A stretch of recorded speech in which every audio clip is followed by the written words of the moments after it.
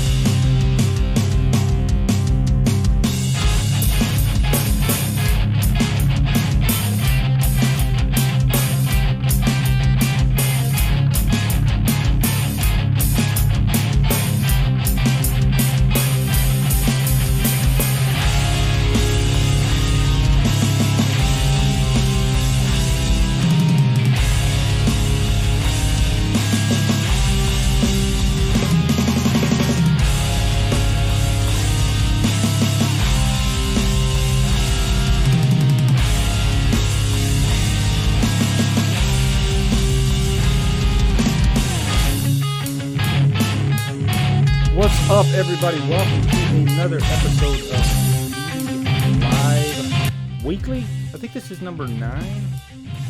How are you guys doing tonight?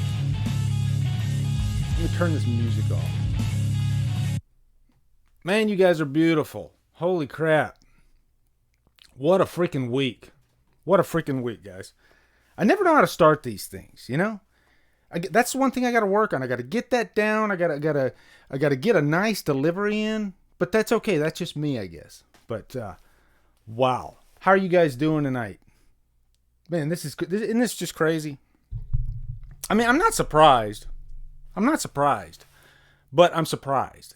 I was surprised when it happened, but then right after it happened, I was like, yeah, that was going to happen. Of course that was going to happen. Why didn't I think that was going to happen with the way the world's going right now? You know? So, yeah, that's what happened. But first off, let me say hi to all you beautiful people in the chat. Man, you guys are rolling. Hey, I see Metatron in there. What's up, brother? How you doing? Do I start from the bottom and work my way back up again? See if I can run up the escalator? Christoph Glavlin. Troy, Low Carb Monster, Micah Bell, MR Ward, crew member, shout at the devil, brother, said Metatron, Erica Bro, Emmy Regaldo, is that right?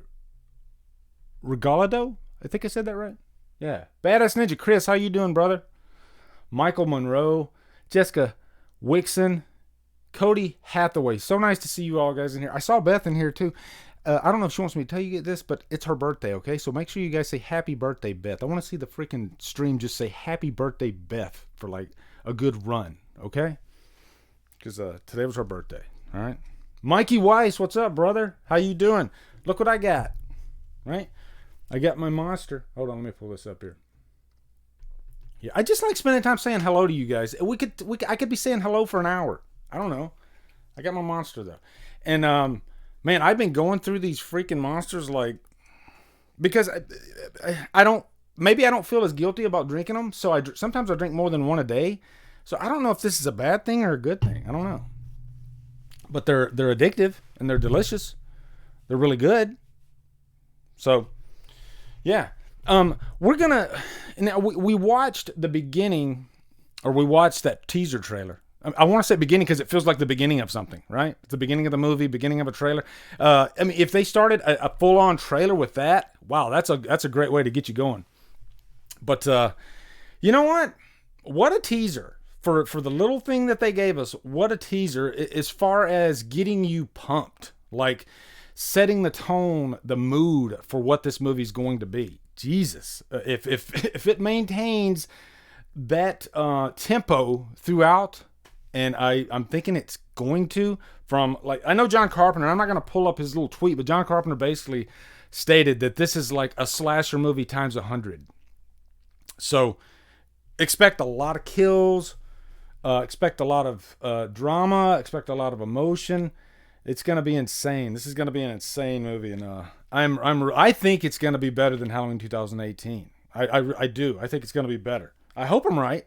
We'll see. I think we're going to see a lot of surprises from what I've heard. Not through people that, well, I don't know if they've seen the movie or not, but I've just heard that there's some surprises in it. I think Jamie Lee Curtis even said that. Expect a lot of surprises, you know? So, yeah, it's gonna be insane. I have a few things I wanted to get to before, and I always have to have my notes right here. But let me see. Hold on. I got my Wolf Myers sent me this beanie cap, by the way. It says Halloween. My Halloween beanie cap. I figured since it's Halloween, I didn't really wear a Halloween shirt. I wore more of a, I think it's a Ghost in the Shell shirt. Yeah, Ghost in the Shell. But it's just comfortable, you know? Like, I don't like t-shirts that are too thick. I got to have a t-shirt that feels comfortable. I don't care what the design is on the front of that t-shirt. If it's not comfortable, then I can't deal with it, you know? I'll take it right off and put on another one. And this one's really comfortable because it's got that, like, stretchy material. Do you guys like that stretchy material on your freaking... I don't know. I see some questions already rolling in. Jesus. You know what? I'll get a question right now, okay? Michael Monroe. Do you think we should have gotten more or something such as a poster or a longer clip or an actual trailer? I mean, we basically waited over a year already, yet here's to another one. Let me ask you this question. What if they released a full trailer right now? Then what do you got? Yeah, you're excited for the next couple days and you're freaking out, but then what do you got? You got to wait another... Let's see, what are we in right now? July, August, September, October. So you got to wait another 15 months until this movie comes out. So I don't want a trailer 15 months before a movie. I don't care how hyped I am for that movie. Timing is important for me when it comes to a movie, you know? And I think actually, I would like a trailer like maybe 3 months before, and that's good. Because sometimes I think even 6 months before a movie is too much. So... Halloween 2018, the trailer came out in June. So what is that? July, August, September, October. So that was 4 months. I think June, July next year. That's when I want the full trailer, you know? Yeah, I'm glad they didn't give us a full trailer. And I think what they gave us, the more I thought about it, because, you know, if you watched my reaction, of course, I was like, oh my God, that's it. But then I started thinking about it throughout the day today. And then, yeah, I think what they gave us was kind of perfect, you know? Brandon Tabata, what's up, brother? He says, we are 15 months out. That means we should get a good 3 trailers between now and the release date. Yeah, exactly. And do we really want 3 trailers? No, we don't. I wish I was like I was talking to Beth, and she doesn't watch trailers at all, I don't think. And or at least for this movie. And I know there are some people out there, like I was watching like Halloween Happy's video on it today, and she said she doesn't watch any trailers whatsoever. And I envy those people. I really do. I wish I had that willpower. Can you imagine that? Like, let's set the stage right now, okay? What if we all vowed from this point on to never watch the trailer for Halloween Kills? Don't you think that would make us all happier going into seeing the movie, not knowing anything? The answer to that is yes, but we don't have the willpower. I don't have the willpower. When that trailer drops, I'm going to watch it. I just am. I'm just that stupid. So... yeah. Good question, though. Really good question. Let me go to my notes. Let me get a freaking drink. Guys, get you a drink, okay? Oh, Kevin Whitman, thank you. I want to vow to make sure I get every single one of my super chats this time, too, because last week, I always go back and I watch these like the next day just to see what the comments were, because I think you guys can tell by now, sometimes I'm off in another world while you guys are doing your thing. Sometimes I'm just like, because I'm on a subject, you know, and I'm just like, I'm trying to get everything out that I want to get out. And so sometimes I neglect you guys when I don't want to. But last time I remember I was watching and somebody had a super chat. And I remember when I was doing the rewatch, I saw like Holly and I saw a couple of other people in the chat trying to like yell at me, Lee, this is his question. And I finally answered the question. So I was pissed off at myself as I was watching. I was like, what a dick. Answer the guy's fucking question. I was like yelling at myself. It kind of reminded me of that episode of South Park where Cartman, he goes to the future and he gets on the phone because it was a crank yank time phone. Was it Crank Yank? No, Crank Yankers is that. it was some kind of time phone, but he went into the future and then he ended up talking to himself from the past. So he didn't know that he was talking to himself. And so, of course, Cartman, when he talks to anybody, including himself, he's annoying as fuck. And so Cartman was like, "What an asshole!" He was just really pissed off, and he called himself an asshole, and it was hilarious. That's what I did when I watched the replay. I said, "What an asshole!" But I guess because I did answer the guy's super chat. See, let me go back up here and answer the super chat. Hold on, I almost did it again. Jesus. Okay, Kevin Whitman. I may be crazy, but at this point, I would have paid like $60 for a ticket to the Halloween Kills screening they had a while back. No more teasers for me. Oh, God. Man, that's a really thought-provoking statement right there, and I never even thought about that. But like we were just talking about time travel in South Park. If you were offered a chance to go back in time and watch that test screening, and this is a question for you guys. I want you guys to answer his question, okay? Answer the question, Claire. How much would you pay to go back in time and watch that? Or would you say, no, I don't want to watch it. I want to wait for the actual official release? For me, I think, God, that's a tough one. I might drop $100 to freaking watch that thing, you know? But then, of course, you got to live with, I've already seen the movie. Like, there's an audience out there right now, 50 of you or whatever it was, that you saw that. You got to see that test screen. Some of you might be in the chat right now. I don't know. And if you are in the chat and you did see that test screening, do you have any, do you wish you didn't see the test screening?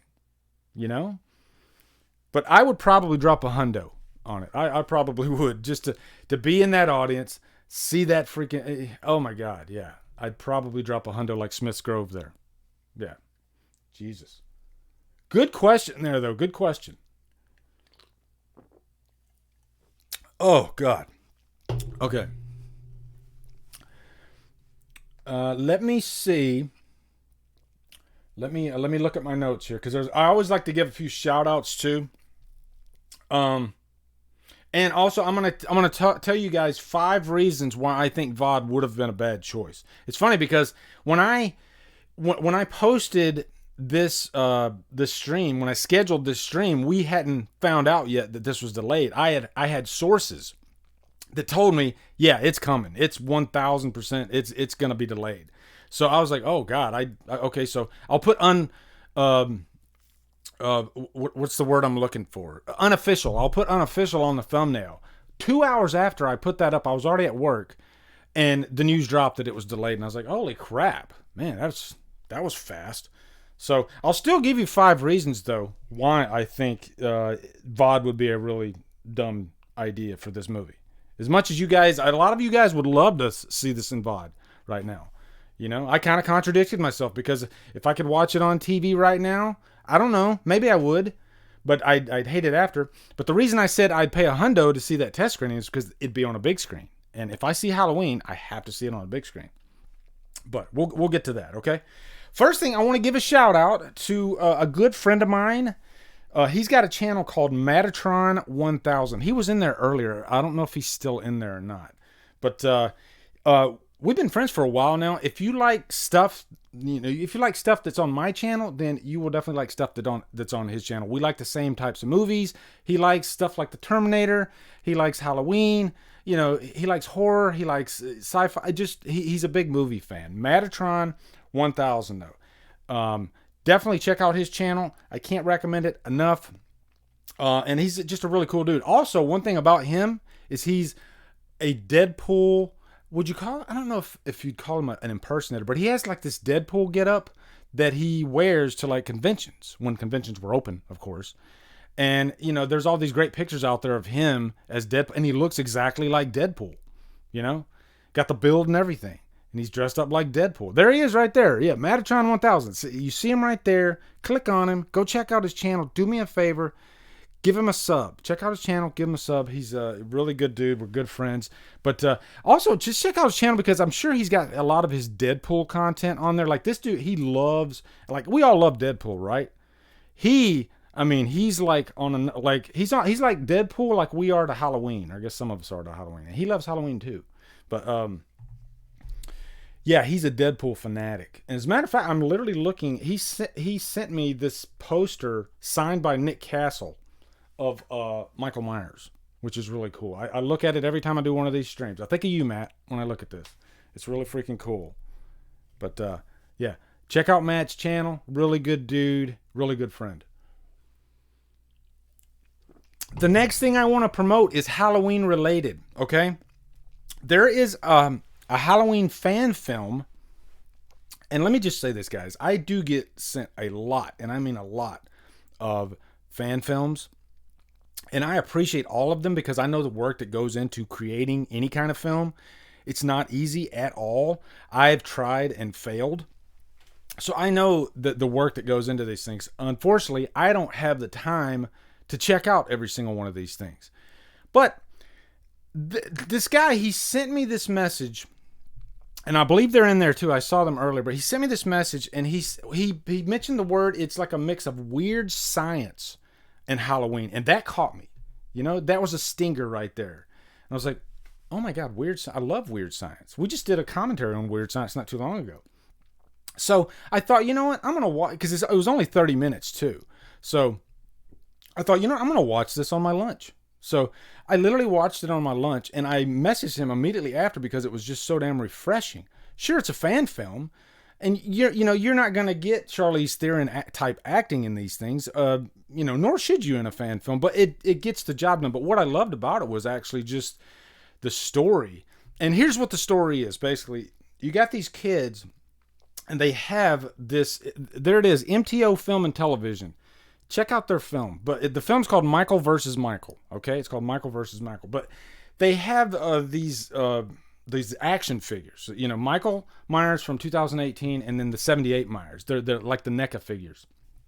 And so this kind of like weird science, lightning crashes and all this stuff. Long story short, they turn into the actual Michael Myers, two different versions of Myers, one from 2018, one from 78. So you get both versions of Myers in this movie.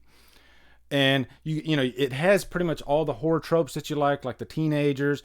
They're going to like a haunted house, and there's some nice little kills in this thing too. And then they end up like, well, I don't want to give it away. I definitely don't want to give it away, but I just will say it's fun. Like, if you want to mix Halloween with comedy, I think this is the way to do it. This is not something that I'd want to see on like in the franchise, because in the franchise I like them to keep it dark and sinister and all that stuff.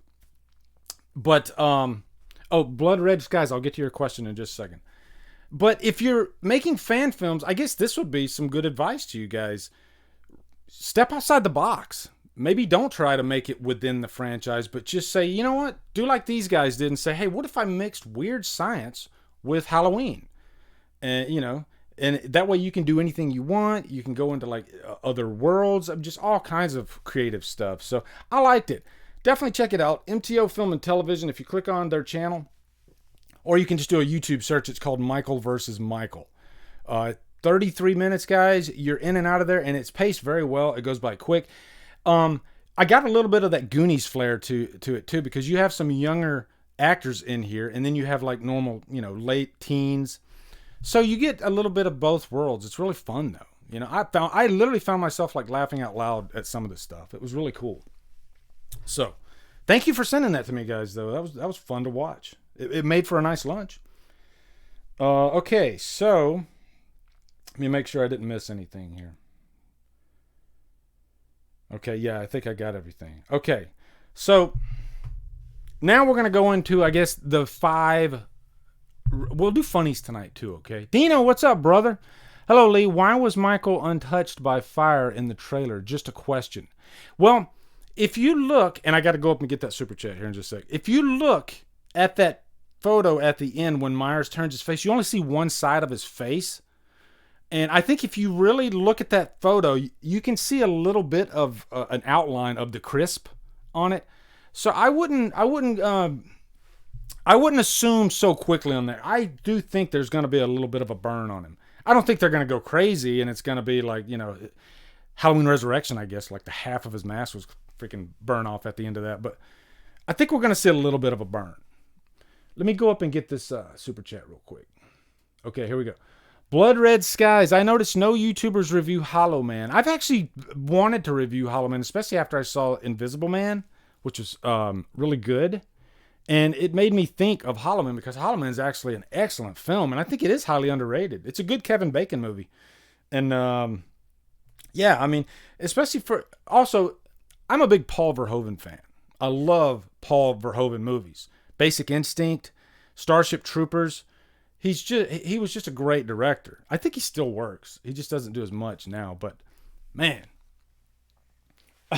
That motherfucking mask was smoking. Damn right. I think I did see a little bit of smoke on it. But yeah, Hollow Man, that's a good movie. That's a really good movie, actually. Yeah, maybe I will get a review out for that one sometime. I enjoyed it. Chris, what's up, brother? Says, Lee, Kale was just asking about the funnies right before you said that. So I guess you guys like the funnies. I do have some funnies. I actually pitched a request to my patrons today. What I did was I created this Patreon Facebook extension. So that way they have a little bit more freedom, a little bit more power to post whatever they want. And I can step away from that and come back and it's just loaded with all kinds of stuff. But so today I said, hey, patrons, you guys dig the funnies. Post me some funnies for tonight. And they filled it up. They posted some funnies. So I'll tell you what, we'll go ahead and we'll do that right now. I'll run through some funnies for you guys real quick. They posted a lot of them, so we might not get through all of them, but I like to give you guys a good laugh, okay? If that's cool with you guys. All right. Oh, man, Mikey, this is delicious, dude. Delicious. Chris Snyder says, I hope it's a Two-Face type thing, but I think he's only going to have a couple burn marks. Yeah, I think that's what's going to happen, too. I do. All right, let me go over here real quick. Let me get you guys set up for the funnies. Oh, yeah, here we go. I'm going to switch over the screen here in just a sec.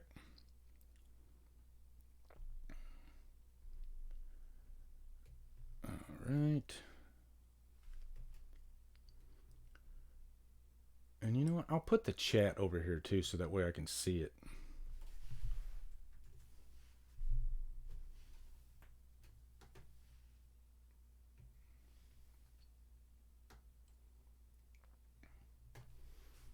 Okay, here we go. We got the funnies up. All right, so let me go over here. And what I'll do is I'll click on these so you can see them better. So don't worry, you're not going to have to squint your eyes too much. Okay, first one, we got Brett Stewart. And he says, I've seen this one before too. This is actually pretty funny. In Evil Dead, when you see your homies across the room and you got Beetlejuice, how would that be for a crossover, right, guys? I'd watch that if they did like Jane Levy and Michael Keaton and they both played the respective parts there. I think that'd be badass, actually. Okay, next one, Ashley Morrow. This one was really funny. It says, you know, we all remember that iconic scene where Michael's holding up the phone. It says, when somebody pocket dials you and you listen to hear if they're talking shit. We've all been there. We've all been there. Let's go to the next one. Actually got another one here. I like this one. When you just want to murder everybody, but mom says no. You know, it's rough. It's rough. Santos Medrano wishing you a safe electrifying Friday the 13th. That's a nice one. Here's another one from Ashley. It says, when someone tries to tell you it's too early for Halloween memes. Not right now. Not right now. I like this one. This one's really funny. This is from Brandon Lewis. Tell me what you know, right? And it says, your breath is fucking horrendous. That shit will kill me long before Michael ever does. You know what's funny too is like she stated that Donald Pleasance, you know, because he was a heavy drinker. And so he was like drinking on set.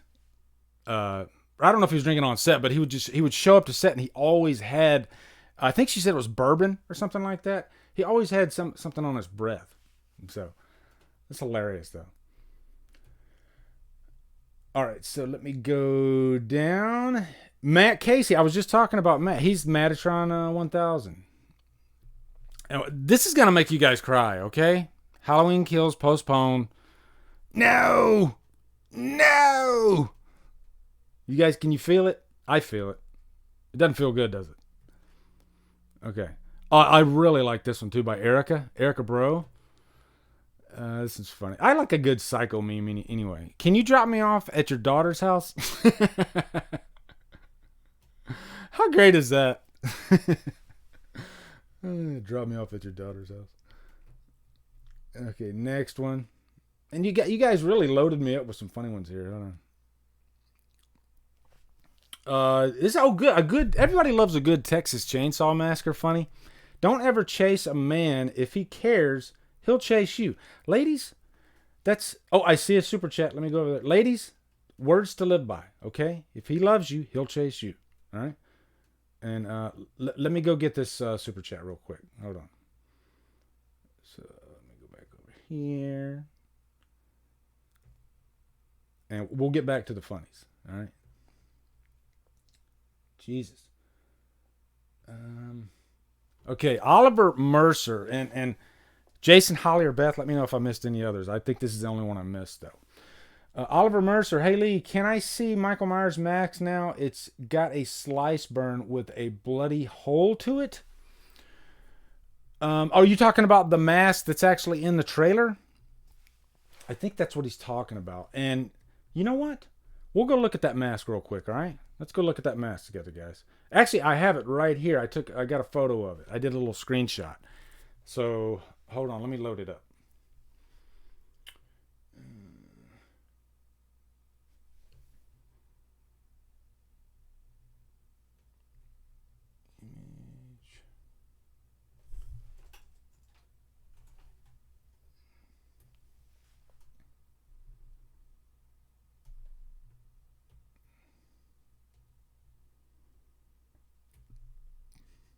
Okay, there we go. So if we take a good hard look at the mask, it does look pretty crispy there on that right side. Yeah, I don't know. What do you guys think? I mean, that's pretty crispy. Let me get the chat over here. Hold on. Paste reference. Yeah, here we go. Yeah, that's a pretty crispy looking mask. I mean, and they did that on purpose, I'm sure. They don't want to, show off the money shot just yet. But, yeah, it looks pretty gnarly to me. Yeah. It's a good-looking mask. I mean, it's the same mask as the last movie, so, which is good. That's one thing that always drove me crazy about Halloween is how they would, and I know the reason why, but, they would just constantly switch masks from movie to movie to movie. And yeah, it does get annoying. Let's see about it. Oh, Sal Screen, he got the slasher book. He says, thanks for last week. Let me go back up here. Hold on. Oh, man, I always lose you guys. Here we go. Hold on. Thanks for last week when you messaged me on Insta about where you got the slasher book. It came in a couple weeks ago. Yeah, what he's talking about is the slasher movie book. I can actually show it to you guys real quick. Hold on, just let me show you guys the book. It's awesome.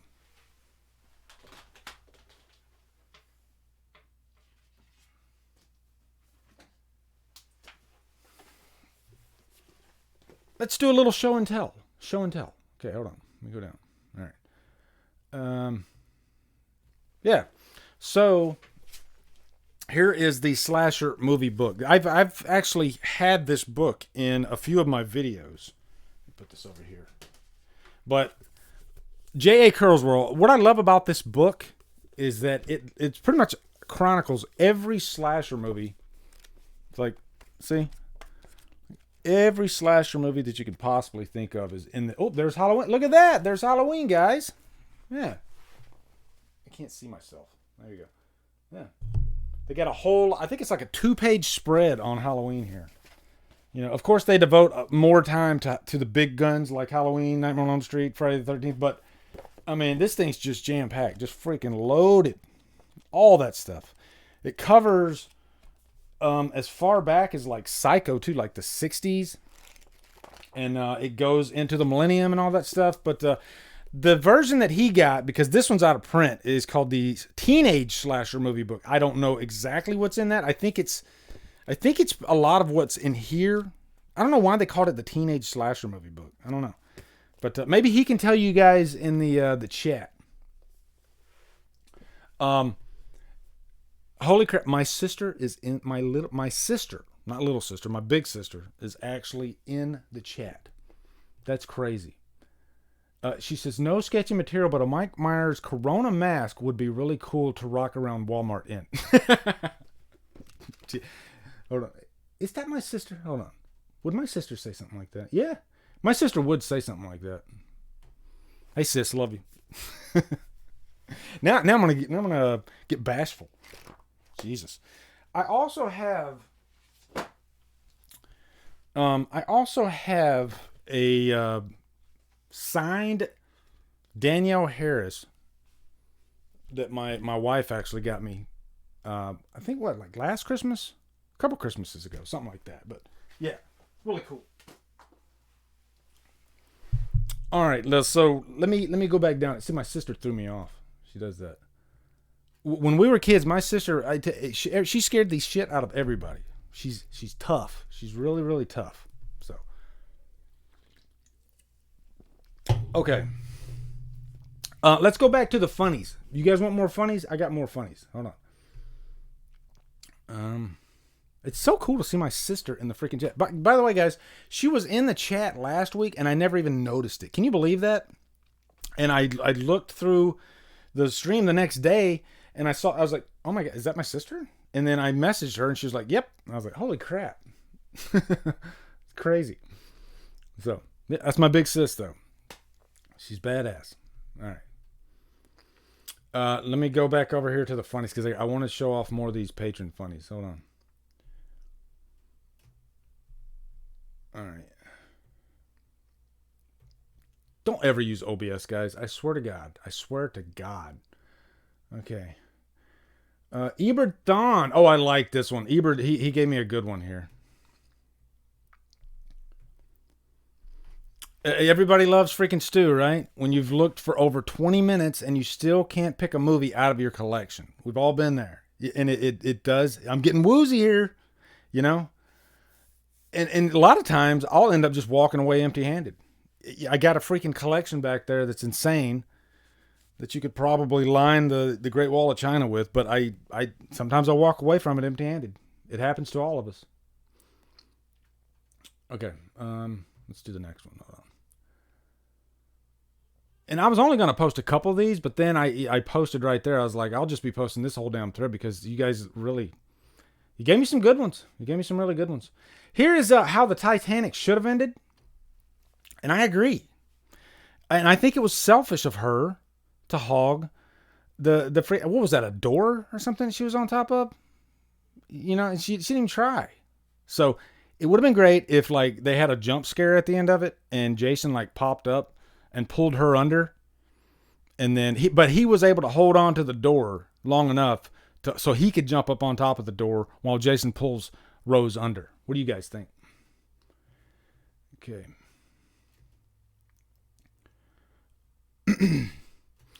Oh God, this is a trigger one right here. That face you make when you're wearing Matt Facci. That face you make when somebody accuses you of being Jason when you're actually Michael Myers. That happens every Halloween when I get dressed up like Michael Myers, and it sucks. Ethan Taylor, and this is one that I saw quite a bit actually over the last 24 hours. And it's another one of those sad ones. And she's basically asking Dr. Loomis, did they delay Halloween Kills? And he says, as a matter of fact, it has. So, yeah. Sorry, guys. Brutal. Yeah, you can see Will Ferrell there. You know, he's like a glass of emotion. What does he say? Something like that? This is a good one from Matt Casey. because everybody loves the "Let It Burn" line, including me. Let it burn, and then he's got Usher on there. Let it burn, let it burn, let it burn. You gotta learn, gotta let it burn. So there you go.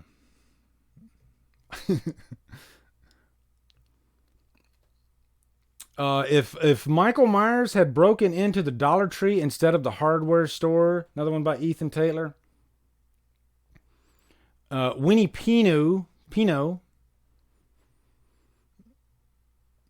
What's the safe word? Bingo, and then you see what happened there. I like the S Smart one too.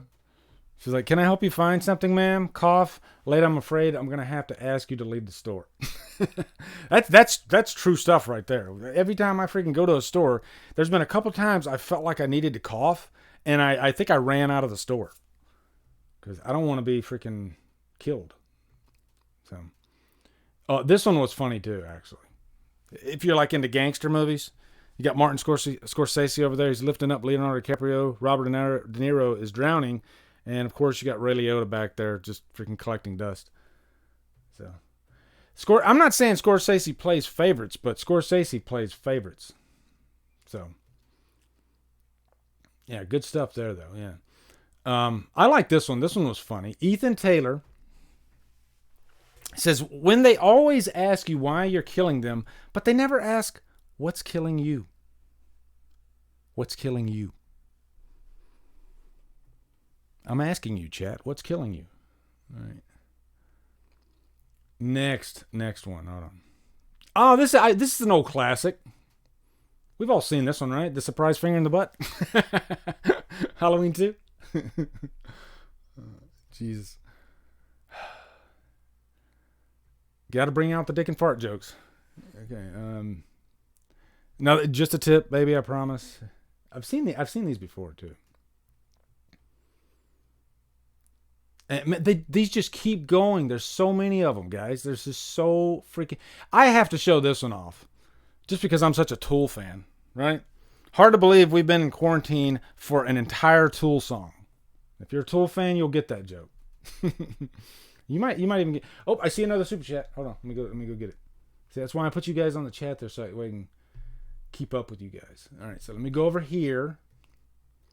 Let me get this super chat. Hold on. Okay, my girlfriend said I watched too much Chucky Goes to Heck. Chucky Goes to Heck. I don't think I've seen that one. But it's probably better than Seed of Chucky. I'll tell you that. All right, let me go to the next one. Hold on. And I'm not going to do all... Because, I mean, you guys just freaking loaded me up with... Oh, I got to... That looks cool. And there's an It Follows one that's really good, too, actually. Punch Michael Myers in the face, they said. You won't get your skull crushed, they said. That was worth the wait. That was great. That was good. Oh, man, that's really good. That might be my favorite so far, guys. I don't know. Tell me what your favorite is, okay? Watched It Follows, and this is what it did to my hair. I know some of you guys don't like It Follows out there, okay? But I stand by it. I swear to God, I stand by it. Oh, here's a Joker one. This is the last one, okay, guys? I apologize. Here we go. But my patrons, they did a great job here. You guys kicked ass, and you made my job easy, okay? My kids, you think you can just steal from us and walk away? Me with their chicken nuggets. Yeah. Good stuff.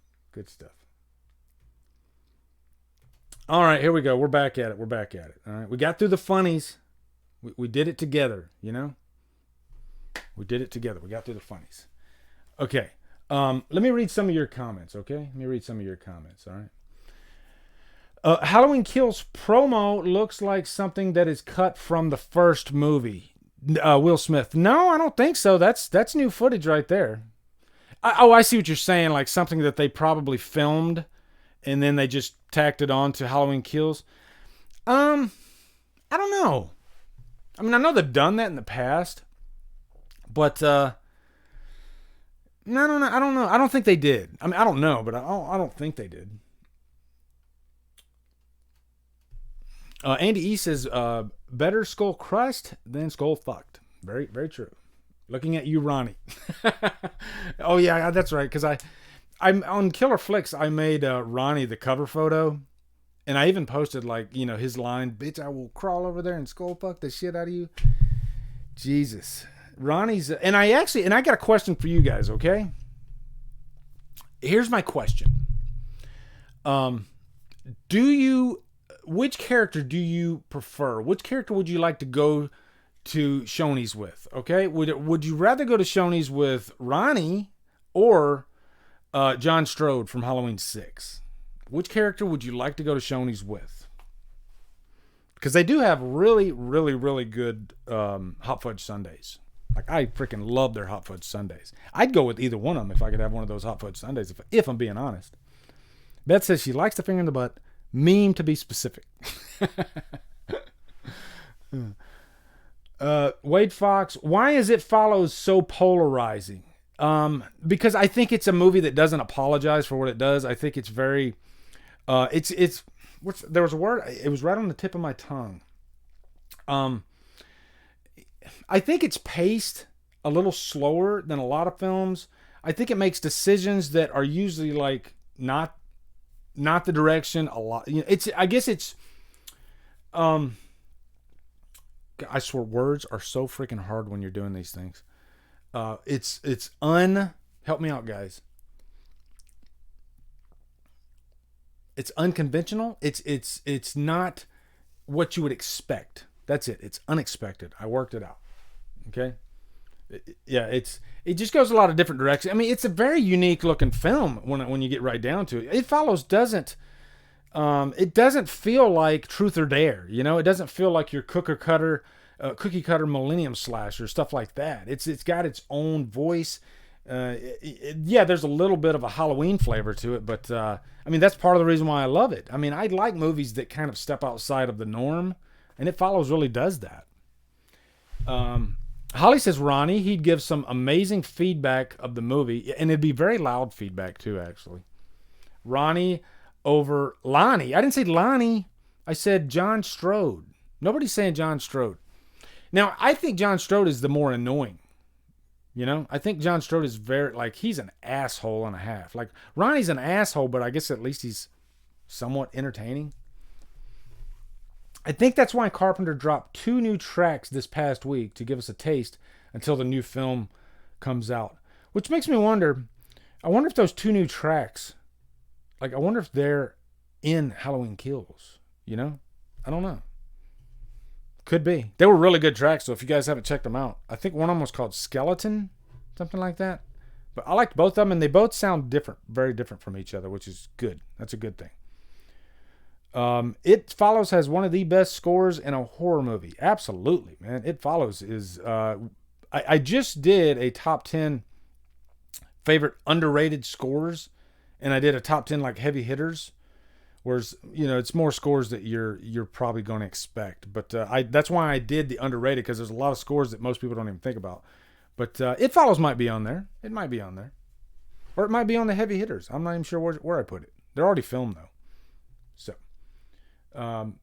Brett, what's up, man? Says, what up, Lee? Brother, still looking for that Halloween Deluxe Edition. Yeah, I get messages from time to time, people asking me where they can get a good deal for this.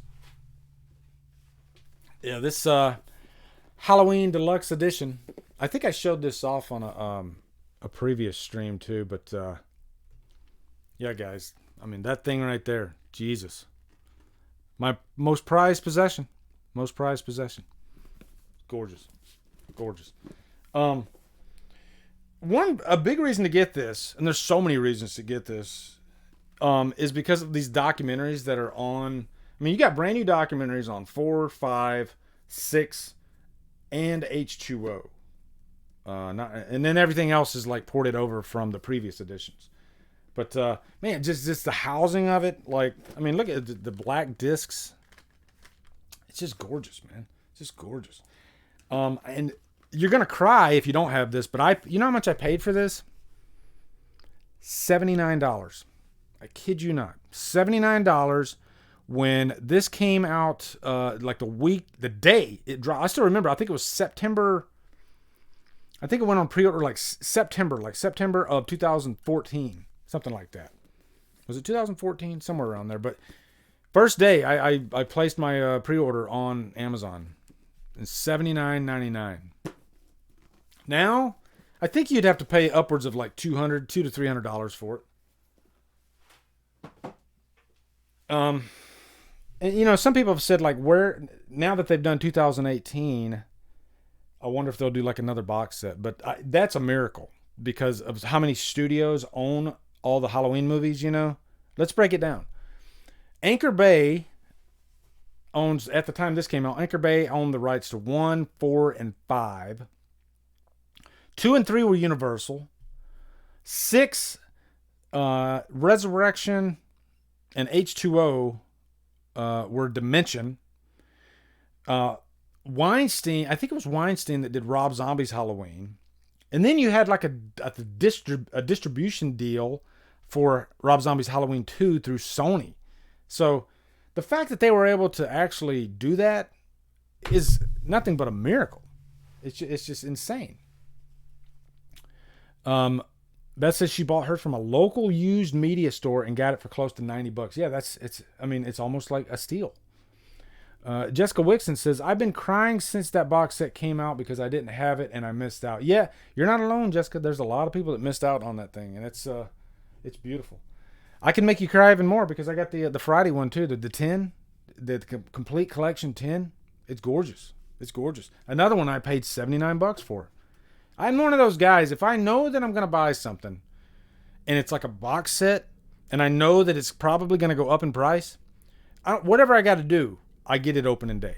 I get it the first day because I know that it's not going to go back down. You know? What up, Hip Hop Central? How you doing, man? How you doing? All right. I'm going to give you 5 reasons. 5 reasons why I think VOD would have been a bad idea. Okay? But first, I'm going to take a drink. You take a drink too. Okay? Hey, Doug, Exnazu, I don't know how to say that, Doug, but it's a cool screen name. But he is one of my newest patrons. So thank you, good sir. I appreciate the support. And let me tell you, man, I swear, YouTube is demonetizing everything that horror. I don't know if everybody else, but for me, like, I can't get nothing through. Like, what pisses me off too is like I'm watching my videos today, all these ones that are demonetized. I mean, fucking ads just playing constantly. Oh, and I was like, Jesus, man, just take all my money, Jesus. But it's just because it's horror, and for some reason they just got to screw you over, I guess. I don't know. They screw, and there's a lot of other horror channels that are going through this too, and it does get frustrating. It really does get frustrating. So every bit of help that the patrons give, I'm telling you, and so that's why I try to go out of my way to create like a Facebook group, to do a monthly commentary. And I think by doing that, it's made us so much like closer with each other too. Like, I love my freaking patron group. Like, we're all like tight, like really tight with each other. I look forward to hanging out with these guys. It's awesome. Blood Red Skies. And there was another one from, I think Ebert up there too. Let me get that one first. Yeah, Ebert. Thanks, man. Says, hey Lee, could you recommend a good record player? Stuck at work. We'll watch later. Keep on rocking, man. Well, if you look in my info box, I actually have a link to mine in there. Mine is called a Tech Play, and one of the reasons I bought it is because it has like this the wooden like 70s type look, like retro look to it. So it just looked a little different, and I think I wanted it because it was compact.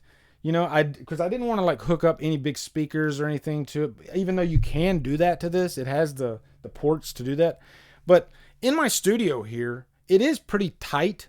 And so I just wanted something that didn't take up that much space, but still sounds really good. As a matter of fact, I can put on, like, I play this thing before I stream and before I record every time. And like, you might be able to hear this in the background, but you can get that in my info box. And I would guess that Bess probably got a good link for you too, because she's a vinyl enthusiast. Let me see. Hold on.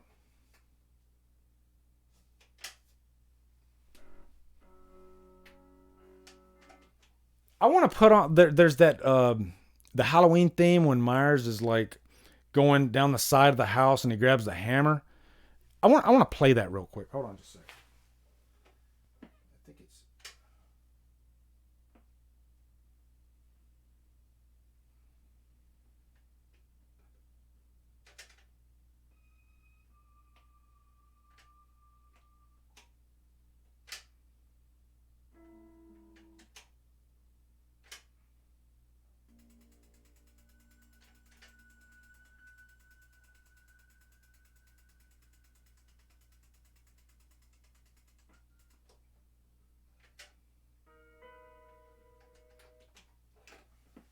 I think I'm on the wrong side.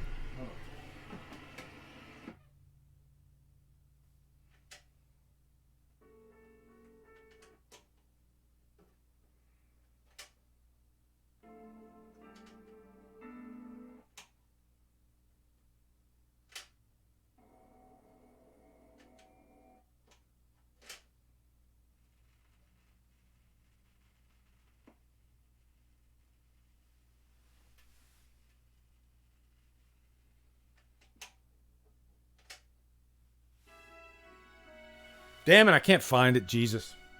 I'm wasting too much time too, but yeah, I love the way mine sounds. Mine sounds great, so I would definitely recommend it. It's a good player.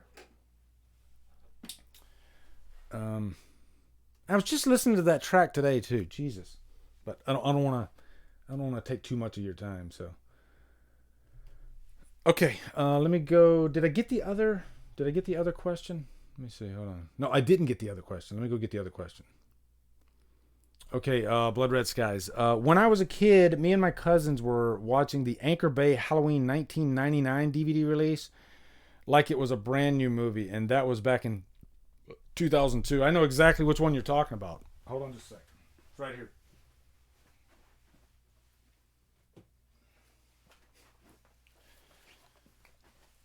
This right here is the 1999 edition he's talking about. This is the limited edition one that has the TV version, and it's holographic, so you can see Myers and then the pumpkin.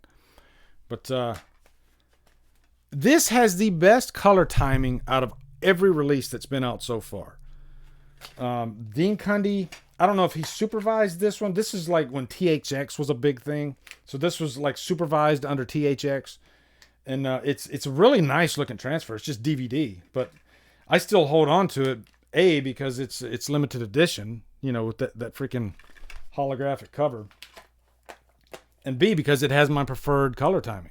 You know, the blues are really like strong in the final act of the movie. So yeah, it's a really good edition. I wish they'd do like a Blu-ray that actually had that, I guess, that color timing. Because the new color timing, Dean Cundy went in and he pretty much tried to like suck out all of the sun, and he pumped up the greens in it to make the daylight scenes look more fall-like. But there's almost like an artificial look to it. So it's not my preferred color timing, if I'm being honest. All right, so now let's go into my 5 reasons. I wrote it down right here. Okay, 5 reasons why I think VOD would be a bad idea. Okay, first reason, it's an unproven market. The only thing we had was Trolls. Was it Trolls? Trolls 2, something like that came out.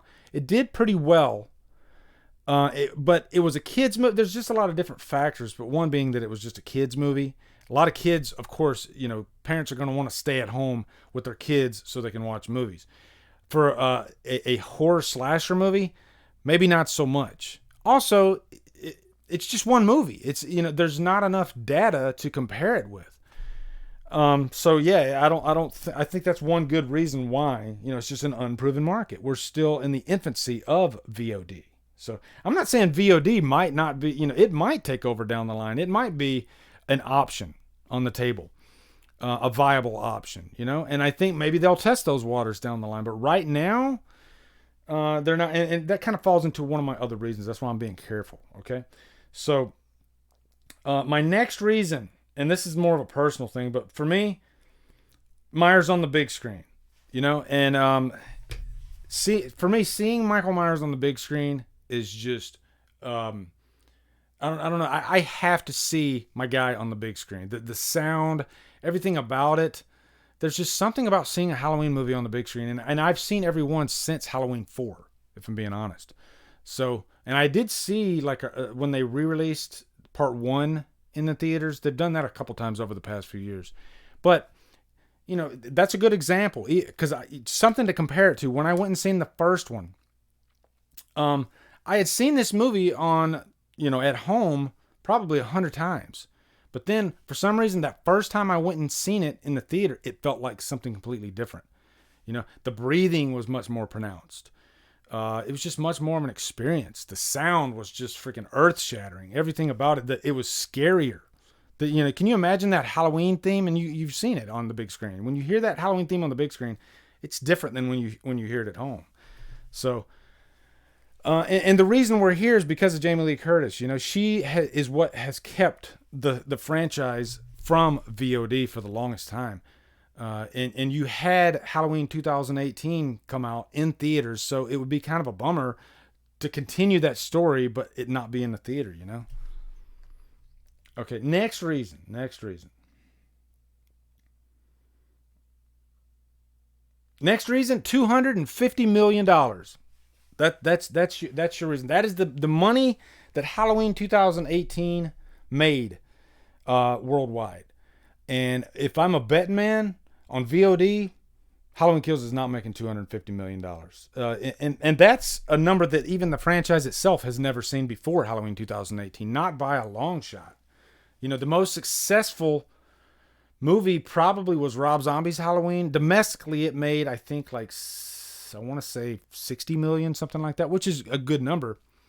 But these movies don't make that much overseas anyway. But for some reason, this one, there was quite a few different factors that went into that box office. It was a great movie to a lot of people. The tomato meter, it had, I think, 85%. This is the first Halloween movie to have a fresh rating in probably since the first, if I'm being honest. A lot of those movies are not rated high at all, even the ones we love. Halloween 4 is not rated that high on the tomato meter. Not that that even matters that much, but still. But yeah, $250 million. That's a big freaking number, and they want to try to do that again, because wouldn't it suck if this first movie made 250 and they don't even crack half that in the next movie? Yeah. We got a couple. Let me catch these super chats real quick. Brett, Lee, any plans to do a live stream watch along marathon, a Drumdums summer spooktacular? If so, I'm in.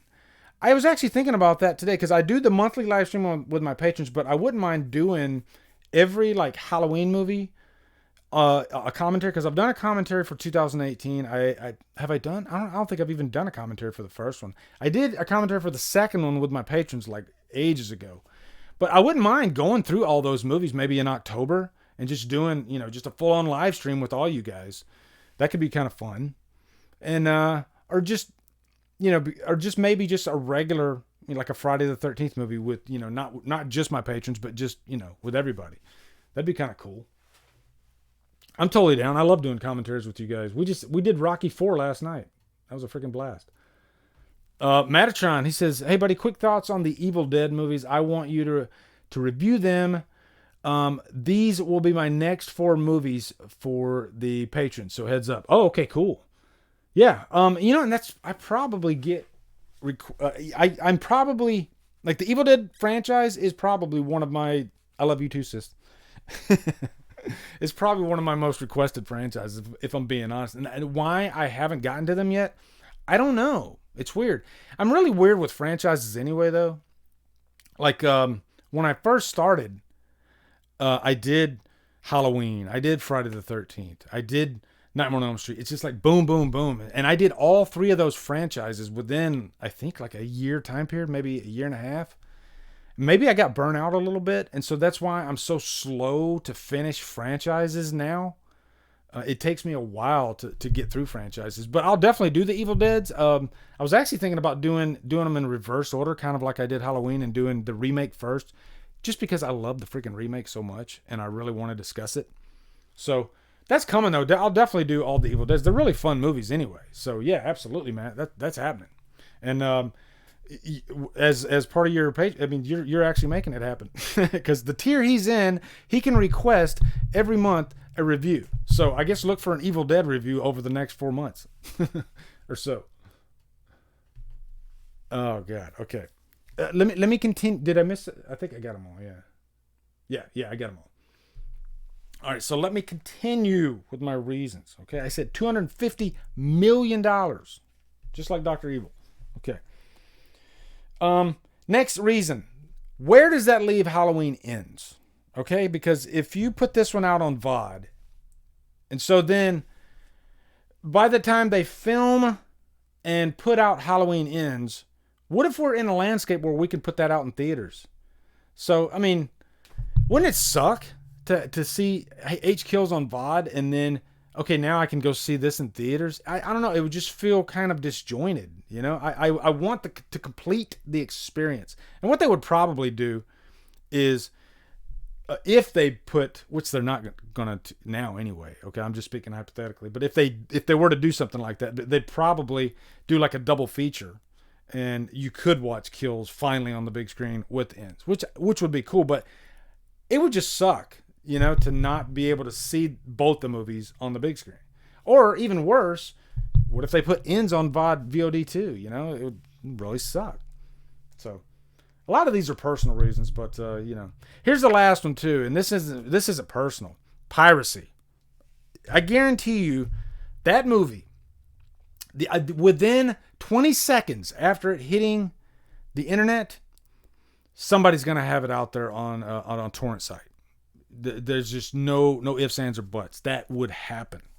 And I guarantee you piracy would take a lot of the box office from Halloween Kills. It just would. And I don't like that. You know, I'm not going to lie. Of course I've freaking torrented movies before. I haven't done it in years. I'll say that. But, you know, there was a time when I would, every now and then but I don't know. I guess now that I'm in YouTube and now that I've seen what filmmakers go through, I've kind of come around to piracy and I don't really like it as much anymore. I get that, you know, a lot of us, we struggle and we can't purchase movies. That's why I guess that's why there's an option to rent, you know, but I'm not judging anybody for doing, you know, you got to do what you got to do. But I personally, I don't pirate movies anymore. I'd rather buy them or rent them. That's why I do it, because I like to support filmmakers, you know? And we can even say, like, you know, Michael Bay, he's a freaking, you know, trillionaire or something like that. But there's a guy that's all the way down the totem pole, you know, that probably runs the craft food services or something like that I guarantee he doesn't make the money that Michael Bay makes. So it's a trickle-down effect, and it does affect everybody. It really does. So that's my 5 reasons, okay? I had some other things I wanted to mention in here. We haven't even talked about any music yet, okay?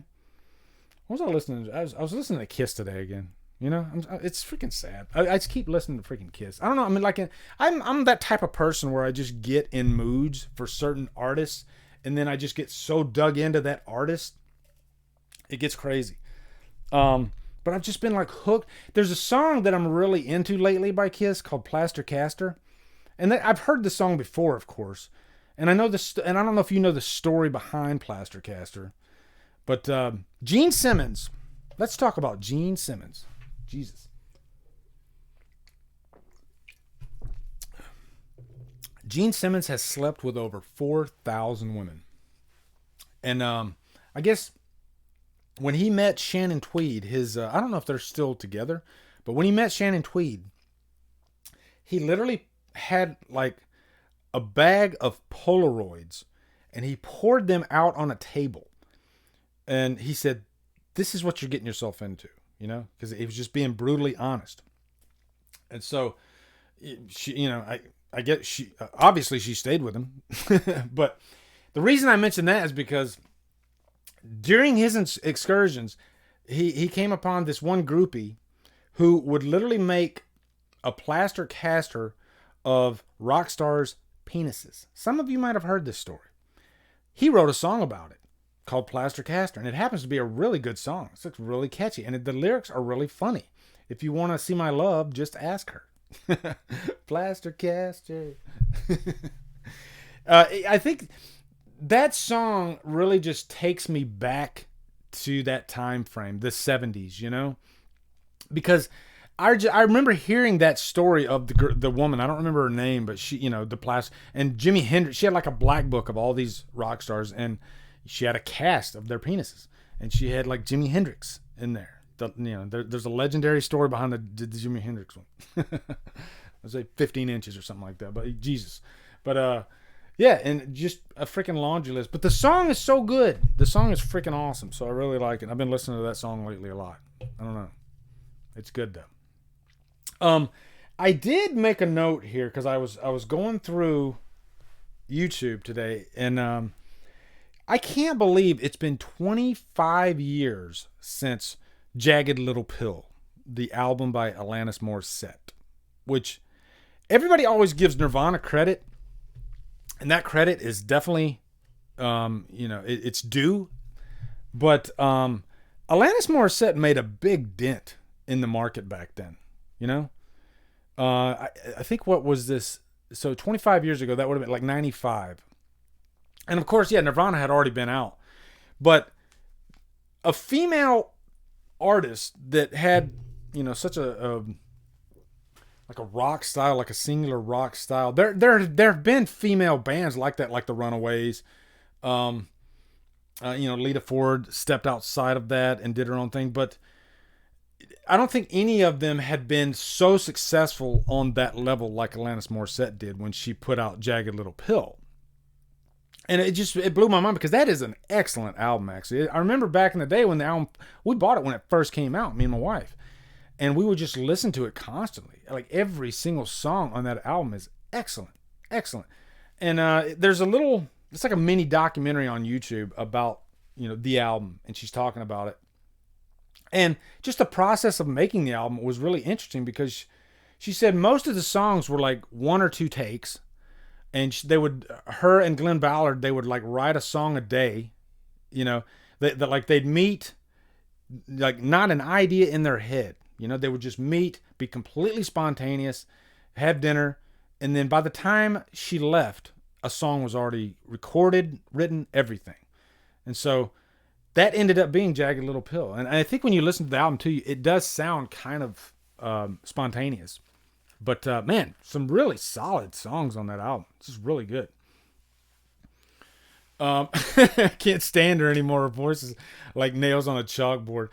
She has a very unique style. She's got a unique way of singing, actually. I don't mind it, though.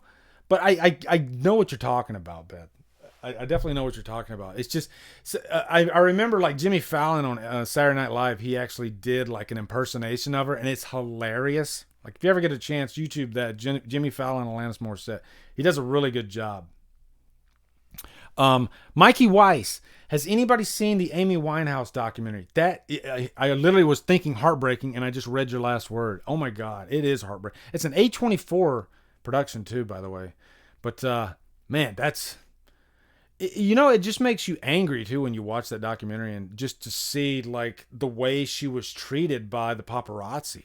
And I think the paparazzi over there in England is even more aggressive than it is over here in America. And it's pretty aggressive over here in America. But man, you would see like just video of her coming outside of a building with her boyfriend. And just imagine a camera literally like inches from your face, just constantly, like so aggressive. And I just felt horrible for her. And she just hated it. You could tell she just hated being famous, I guess she stepped over that uncomfortable line of being famous, because we all have like I'm sure when you first start making a name for yourself, people start recognizing you. That's probably pretty cool. But then once you get to a certain level, like say Kurt Cobain, Nirvana, that's part of what did him in, because they said this was a guy that wasn't built for fame. They knew that before they even made it. Like if they get famous, this guy's in trouble, and that's really what happened. But it's a great documentary. It really is. I highly recommend checking it out, for sure. Okay, but yeah, the Alanis Morissette one, check that one out too. I like music documentaries. I'm an Alanis Morissette fan, but I'll even say, even if it's like a band or an artist that I'm not really into, usually I'll still watch the documentary because I'm really into like just the nuts and bolts of making music and you know how it all comes together and stuff like that. It's just really cool to me. It really interests me. Um oh yeah, I had something here. Ennio Morricone and Charlie Daniels. Jesus, man. I mean, Ennio Morricone just, I didn't follow his career that closely, but I did know of him through The Thing, you know, and I knew he did like the Dollars trilogy and all those movies. But you know, I could, you know, just hearing his work in The Thing was enough for me to recognize the talent. I mean, especially this last time I watched, because I just reviewed The Thing again, like right before he died, and his score really stuck out to me because I bought the score. Where'd I put it? Right here. Yeah. Let me grab it real quick.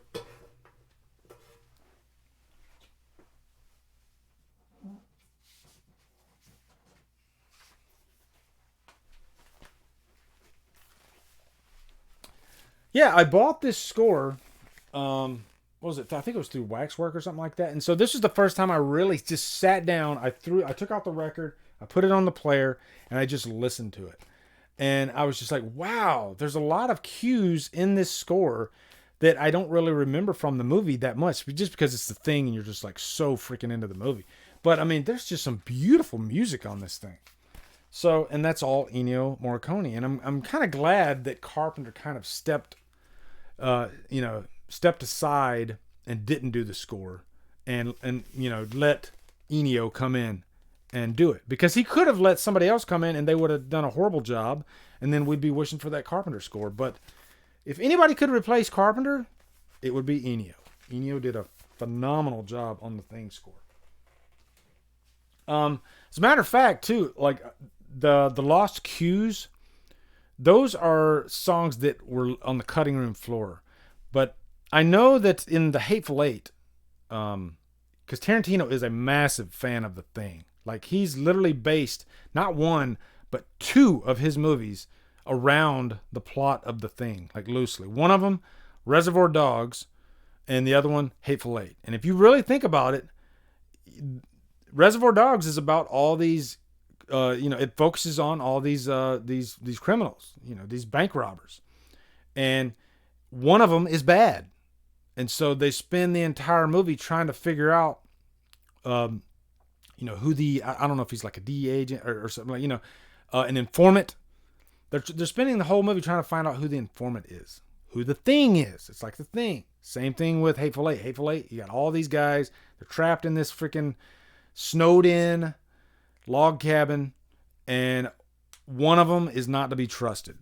So, but Ennio Morricone did the score for Hateful Eight, and he used one of the I don't know if it's on this album, but one of the cues from The Thing that wasn't used in The Thing was actually used in Hateful Eight, which is really cool. And then Charlie Daniels. Jesus, me and my sister, we grew up listening to Charlie Daniels in the house. And, the song that, of course, that everybody thinks about is Devil Went Down to Georgia. Man, I was just always impressed by a guy that could, like, play a fiddle that fast and that could sing that fast. I mean, if you really think about it, now this is silly, but, like, Devil Went Down to Georgia kind of has, I don't know if you'd call it rap, because he's not singing. He's like, Devil Went Down to Georgia. He was looking for a soul to steal. He was in a bind. He was way behind. He was looking for a deal. I don't know if that's like fast talking, rap. I don't know. But I mean, this is like something that came out in, what was it, like 70s? Devil Went Down to Georgia. I think that predates rap. I don't know. But it was, you don't hear country music like that today at all. And this was at a time where I haven't always hated country music. I don't like it now at all. I just cannot get into country music now at all. And I appreciate the craft of putting music together in any genre, but my ear just doesn't like the sound of country music now. Back then, I actually liked a lot of country music artists like Johnny Cash, Waylon Jennings, all those old cats. I liked a lot of that stuff back then just because it sounded, I don't know, what's the word I'm looking for? Just kind of authentic, gritty, I guess, gritty country. I don't know, Charlie Pride. There was another one that I really liked too. I'm trying to think. Don, what's his name? It'll come to me eventually. There's another. He only had like a couple hits though. That's gonna drive me crazy now. But yeah, I like some of those older traditional country dudes. But I mean, rest in peace, freaking Charlie Daniels, man. Both those guys lived very long, fruitful lives. So, I'm glad they did. But they left us great art, great music, and unfortunately they're gone. Okay, let's see what else I got here. Hold on. You guys want to like check out? You want to like break down that teaser? Kind of. I mean, look at a few of the images from it. Let me see if I can set up. Don Williams, thank you so much, Beth. God, living on Tulsa time. Yeah, Tulsa time, man. I used to love that freaking song. Don Williams. Me and my sister, we used to listen to a lot of that old stuff when we were kids growing up. A lot of memories. Tulsa time. That's I freaking love living on Tulsa time. Yeah. Matter of fact, one of the first, one of my favorite albums is Dolly Parton's Greatest Hits. Now, Dolly Parton has so many Greatest Hits albums, but the one of hers in the 70s, which is really, really, really hard to find, by the way, because I used to have it on CD back in the 90s, and for some reason, I lost the CD. I can't find the CD, and I was going to rebuy the CD, and I went through Amazon looking for it. Nowhere to be found. And she has so many freaking Greatest Hits albums that it'll drive you bonkers. But it's the one, it only had like 9 or 10 songs. It had Coat of Many Colors, the original version of I Will Always Love You. Man, there's so many classic songs on it, though. Coat of Many Colors is a great one, though. But, Jolene. I named my TV after Jolene. That's one of my favorite all-time albums, though. The Dolly Parton Greatest Hits. She's awesome. And there's only one Dolly Parton. Dolly's amazing. I didn't think I'd be talking about country music on this, but it happened.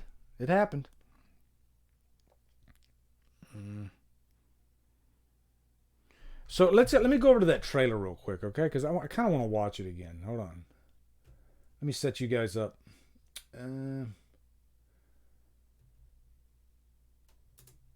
Okay, so I'm gonna pause it, and then we're gonna go like frame by frame, okay? So let me pull up. What's the best way to do this? Let me go opening video. Here we go, and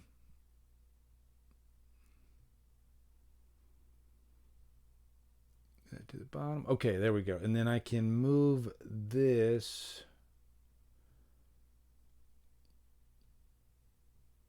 Yeah.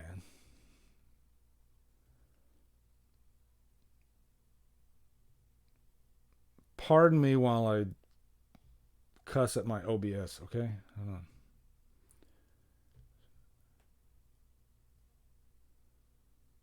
There we go. And let me move the chat over here too. Hold on. Yeah, there we go.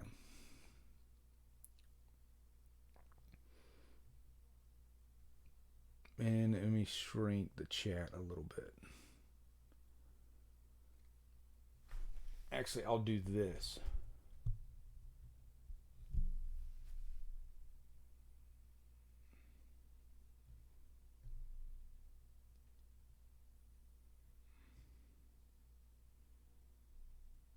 That's good enough. There we go. Okay. So anyway, let's kind of pace our way through this thing. Okay. So we got this opening shot. It's the pumpkin. Looks like the same design pumpkin that they used in the last movie too. Actually. Okay. All right. Let me put so I can hear this. Hold on.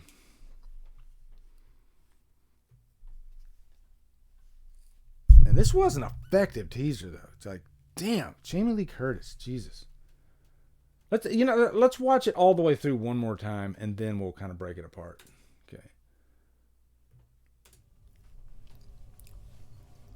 Okay.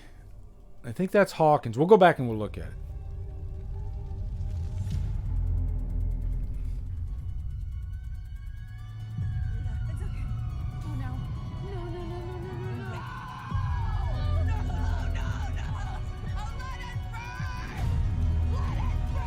Oh my God, man. And there's the mask. So, I mean, yeah, the mask pretty much looks the same. If he turns his head, yeah, oh man, right there. If he turns his head, you can see the burn. Yeah, you can see the burn right there. Yeah, right where his left eye is. You can see a little bit of the burn. So, but if we go back, all right, so let me play. Okay, so that's Hawkins right there. Now, I'm wondering why they even showed that, because it's pretty obvious that Hawkins, I mean, he's got to be dead, right? Like, he's got to be dead. There's no way he could be, because he got stabbed in the neck and his legs were ran over. So, if this whole thing takes place on the same night, then he's pretty much going to be useless, right? I mean, that's what I'm thinking. There's just no use for the guy. So I don't know. I don't. If you're doing a teaser and you got like nothing, you're only given like 10 seconds of footage, why waste it on an image of Hawkins? I don't know. Yeah, Artisan says mask is melted on the left side. Yeah. Jamie Lee Curtis nailed that teaser trailer, and the fear may. It's a good thing you said that, because I will admit I've been hard on Jamie Lee Curtis, but man, her performance just in this little teaser, it reminded me of why she is considered the ultimate scream queen. I mean, the way she screamed that, like, it felt like it felt so real. It really, she knocked it out of the park. She really did. All right, let's go forward a little bit. So you got these nice balloons here. I don't know what are the balloons for. I don't know. It's kind of scenic looking, I guess. Balloons on a fence. Somebody made a comment that maybe there's like an It tie to that, because they said maybe they used a little bit of a music cue from It. Let me turn it up here. Oh, hold on. Let me kick up my volume. Yeah. Let me go back. Let's listen to see if we hear that. Yeah, I heard that. Did you guys hear that? It sounded kind of similar to the It sound, Yeah, I heard it. Okay, so we got the house burning there, in flames. And man, that house is like engulfed in flames too, okay? So for Myers to make his way out of there, some suspension of disbelief. All right, let's go forward. So Allison, she's just completely spent. She's just done with this night. She's done with freaking Halloween. She's done with Michael Myers. She doesn't want this life, She doesn't want to. She doesn't want to be her grandmother. Can you imagine, like, Allison? Let me pull this up over here. Yeah, like, I don't know, this poor girl, for her to have to go down the same path that her grandmother did. Now she at least respects her grandmother. I mean, she always respected her grandmother, but now she knows exactly what her grandmother was talking about, They never really go into like how much of the story Laurie Strode told Allison. I mean, of course everybody knew the story, but I wonder if Laurie Strode ever like sat down and had like a heart-to-heart with Allison about what went down, I don't think she probably did. But I mean, you can see it right there on her face. And by the way, doesn't she look a lot like Judith Myers? Like, Dave McCrae just did an interview with Judith Myers, but it was interesting, and I would highly recommend going to check out that interview, because finding Sandy Johnson was no easy task whatsoever. Like, it was brutally hard, I guess. Like, it took years to find her. But when you look back at those old images of her, I mean, I swear, like spitting image sometimes of Andy Matichik. So I wonder if that factored into the reason why they hired Andy, aside from her talent actually. But yeah, I mean, she really does. I mean, do you guys agree with me? Do you think she looks like Judith Myers? I mean, I kind of do. I kind of do. Let me read a couple comments before we go any further. I can't wait for Cameron to get his. Yeah, I know, right? Because, I mean, we know Cameron's alive. But, I mean, really, if you think about Cameron, too, I don't know if he's a dick or not, because at the part, he was a dick in his reaction. But I think if you look at that scene when she kissed him, it wasn't like an invited kiss. It seemed like, you had this drunk girl that kind of was being flirty with Cameron, and he didn't stop the kiss, but maybe he was a little surprised by it. But yeah, a lot of you guys can't stand Cameron. I'm not saying I like the guy. He was actually in, what was he in there? I saw something recent, the Purge TV show. He was actually pretty good, the actor that was in that. So I'm curious. I mean, it'd be cool to see Cameron come back and they actually do something and he kind of redeem himself. Like he has a moment where he can kind of bring you around to him. That'd be kind of cool.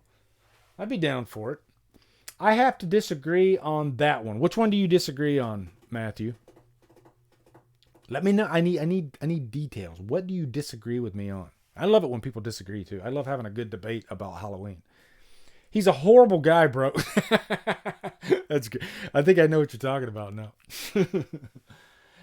He was a dick because he threw her precious phone into the queso dip. That is a very good point. That is a very good point. Because phones are expensive. Hey, I never said I loved the guy, okay? If I was his age, I wouldn't make him my best man, all right? I'm not saying that. This movie is going to be amazing. Hell yeah. Delayed. Wow, this sucks. Yeah, Eastwood, let me catch you up, man. Halloween Kills, it's been delayed. I didn't know if you knew that, but yeah, unfortunately, we're not going to see it until 2032. So, yeah. That Allison looks like Judith. Yeah, she does. Okay, let's go back. All right, let's keep going. Okay, there we go. She's still holding the knife too, which that's kind of telling. So, what does that mean? That means Allison, she doesn't think he's dead, or maybe not that, but just in case he's not dead, she's gonna be ready. So what that means is she knows how dangerous Myers is, and that you can't trust anything with the guy. He could still be alive, you know? And I think this right here shows you that this was not shot in the production of Halloween 2018. Just because I don't think her hand was that bloody. Like that looks like they've applied like another bucket of freaking blood over her arm. And I'd have to go back and watch Halloween 2018 again, but I don't remember there being that much blood on her. So I think this was shot in the Kills production. I don't need. Let me put that back on. But yeah, that's a good shot. That's a good shot. All right, let's go back over. Let's go back. So she hears the sirens. And she's worried. She's like, "Oh shit! What? Are you fucking kidding me? Are you kidding me?" You know, she hears it. It's okay. Oh no. Oh my god, you can see it right there on her freaking face. I mean, God. Jamie Lee Curtis, you freaking beautiful woman. I mean, just to be able to like give that much freaking emotion with just your freaking, I mean, she's really dug into the part, you know? And I've always been interested, because I'm definitely not an actor at all. I've never had any kind of acting classes, and I've always been into that like process that actors go through, because it's not an easy craft to do, you know?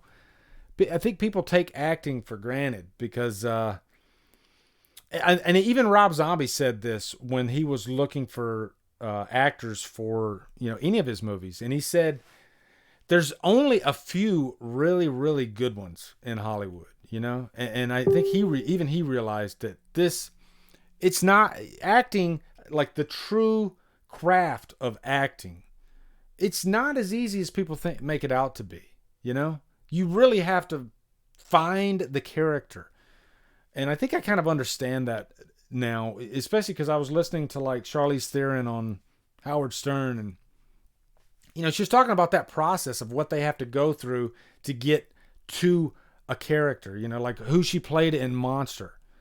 This didn't look like Charlize Theron at all. She had to completely become a different person. So it's not like looking at lines on a piece of paper and how would I say that? And then you just, you say the line. No. To be a really great actor, you have to find the character. You have to go through a process to get yourself there. This is part of the reason why Heath Ledger is gone now, because he was so engulfed in finding the Joker. The guy literally locked himself in a hotel room for a month just to find the Joker. And so I've always been into that, what the greatest actors, what they do to get themselves there. Looking at Jamie Lee Curtis's face in that shot is just so, you can see it all right there. This is a woman that really, even if you compare her to, say, Judy Greer and Annie Matichak, Judy Greer's a decent actress, but I see so much more in Jamie Lee Curtis, and I'm not knocking the performances because we've only seen a couple seconds of their performance, but Jamie Lee Curtis, Jesus freaking Christ. A couple super chats. Let me go. Erica, thank you so much. She says, seeing H2 2018, I was sure we were going to lose Judy Greer.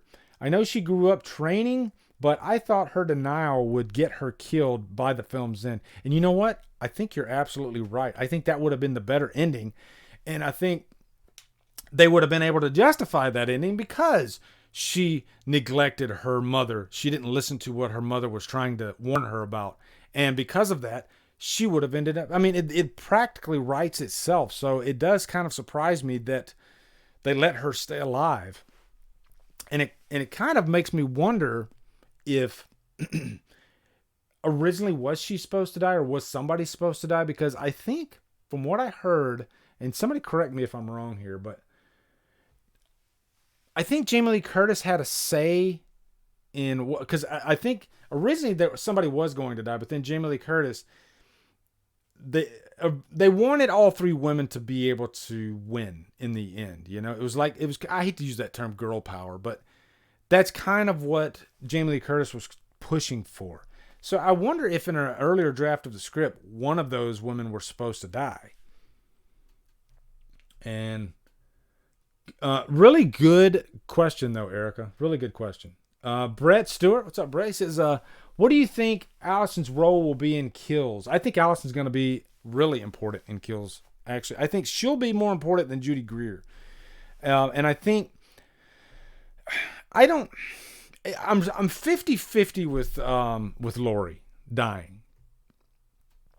I do kind of think Laurie's going to die, though. And I think a couple different things could happen in Kills because we know that Ends is coming, right? So I was thinking maybe Allison is the star player in Ends, and maybe the ending of Kills isn't with the three girls. What if it's with like Tommy Doyle?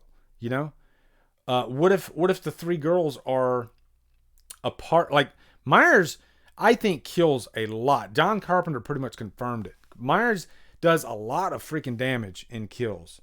And what if the three girls don't even come in contact with Myers throughout the whole movie?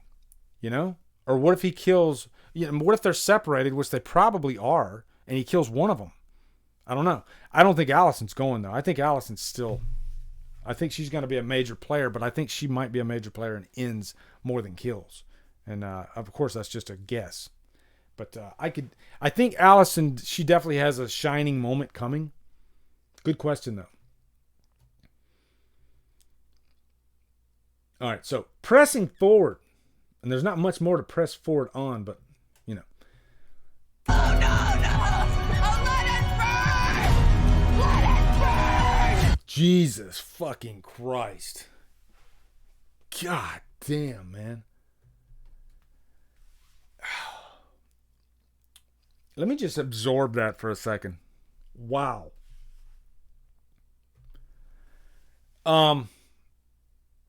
That's powerful. Like, that's real. Like, the trailer for Halloween 2018 was great. It was amazing. It was a great, great trailer. As great as it was, it didn't have that in it, you know?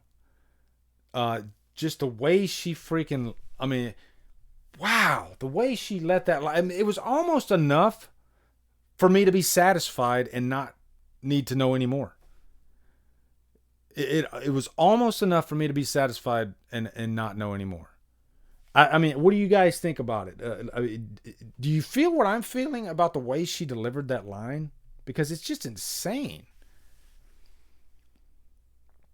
T. Parker Evans, since Lori won in H2018, I believe Michael is going to win in kills by killing Karen and Allison, and in ends will be the ultimate showdown. Yeah, I mean that definitely could happen. I don't think that's what's going to happen, but now I remember way back when they were first shooting this, and Jamie Lee Curtis stated something to the fact that kills was going to be more character based, which kind of conflicts with other things that I've heard about kills being like bloody as hell, with a body count that's freaking unheard of. So if that's true, and then this is true too, like this movie might be the most soul-sucking freaking movie. Not soul-sucking, but just completely draining movie ever. Because it sounds intense as hell. Ashley Morrow, yes, she gave me chills. Yeah, I've watched that teaser probably umpteen times now, and the way she, let's watch it one more time. Let's watch it one more freaking time. Just the way she delivers that freaking line, Jesus, it's insane. Let me go back over here. Hold on. Yeah, let me go back. I want to hear it one more time. Hold on. Oh no! Oh, let it burn! Let it burn! Wow, man, that's. I'm glad they gave us that. You know, I'm glad they gave us that because it's satisfying. That's what that is. Jesus. I mean, like, I'm speechless. I'm freaking speechless for the way she freaking let it burn. Oh my God. I could see people like music editors like taking that line and inserting it into like songs, like metal songs. Somebody do that if you're a music editor or something like that. Yeah, put that in a song. It'd be one of the most badass metal songs ever. And Jamie Lee Curtis would be a part of it. How cool would that be? Right? Man, chills. Yeah, chills. Artisan says, I see Allison being there for ends. Has taken over at that point. Karen may be killed off or even mortally wounded. I think most people seem to want Karen to be just because she was probably the least favorite besides Ray, of course, in Halloween 2018. She just didn't bring anything great to the table, and luckily she got that end money shot with, gotcha. She got the gotcha shot at the end, because if she didn't have that, then she really would have been just completely worthless. And it's like Erica was saying, they should have killed her just because of how the story went, how she she kind of just disregarded her mother and kind of felt like she was crazy. I mean, I guess deservingly so, though, because she didn't have a normal child's upbringing. Her mother was obsessed with what happened. But, yeah, I mean, wouldn't that have been something if she died? Because, yeah, I kind of agree with Eric on that. That would have been kind of cool. I want to see a teaser trailer for Tommy, Lindsay, and Marion this October. I mean, just give me Tommy and Lindsay. That's a teaser trailer I would love to freaking have. I want to see what Tommy Doyle is up to now after he hears that Myers is back. Man, that's going to be some freaking intense stuff right there for sure. Yeah, I was thinking the roof is on fire too, Holly. Let it burn. Oh, wow. Jesus. Horn Coffee. Instead of the Frozen song, it will sing instead Let It Go. It should say Let It Burn. Yeah, they should take that song and just insert that exact line the way she says it, and it would just completely throw the vibe of the song off. It'd be hilarious. They probably wanted to wait until Halloween Kills. Oh, hold on. Let me go back up here. Hold on. They probably wanted to wait until Halloween Kills to kill Karen off. Yeah. I will say, I think one of the three is going to be dead in Halloween Kills. That's what I think. Dave Vanderoff, what's up, brother? He says, in Halloween 2018, that bothers me that Michael drove the cop car up, then got out of the car and arranged two cops in it. Oh, yeah, I know. That's the problem with, what do you call those? Off-screen kills. Off-screen kills, I guess, are fun for directors because they get to decorate, I guess, with the the victims. But then you got to think the killer had to take the time to do all this stuff, And maybe Myers had some time on his hands, But I mean, he's like, this is a guy that's on a mission. He's focused. He wants to get to whatever. So I don't know why he would stop to do that. But I guess if I had to defend it, he kind of did that in the first movie too, Myers was a playful type of killer in the first movie. He liked to toy with his victims. Like, standing outside the window with Annie and just staring at her for a good freaking 20 minutes. Pulling the plant down. All this little stuff. He liked playing with his victims. So, it kind of fits into the character that even after he kills them, he likes to set things up, and he did that in the first movie. In the end, he freaking put the tombstone on the bed, laid Annie out right there for Laurie Strode to see. And Laurie Strode wasn't related to him in the first movie. So, he just did that because he's completely fucked in the head. This is a guy that just liked to play with his victims. Here's my question for you guys. Now that Halloween 2018, ignored the family angle, do you miss that Myers was related to Laurie Strode, or are you glad that they're going that direction with it? Kind of curious to see what you guys think.